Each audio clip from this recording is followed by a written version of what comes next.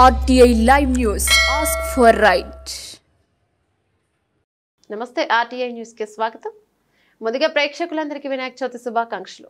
Greater Hyderabad ఇటీవల కురిసిన భారీ వర్షాలు వరదల కారణంగా జరిగిన నష్టం, వరద ప్రభావిత ప్రాంతాల పరిస్థితులపై రాష్ట్ర ప్రభుత్వం డాక్టర్ బిఆర్ అంబేద్కర్ సచివాలయంలో ఏర్పాటు చేసిన ఫోటో ఎగ్జిబిషన్ ను కేంద్ర వ్యవసాయ శాఖ మంత్రి శివరాజ్ సింగ్ చౌహాన్, కేంద్ర హోంశాఖ సహాయ మంత్రి బండి సంజయ్ పరిశీలించారు. ముఖ్యమంత్రి రేవంత్ రెడ్డి వరద ప్రభావిత ప్రాంతాల్లో జరిగిన నష్టాన్ని కేంద్ర మంత్రులకు వివరించారు.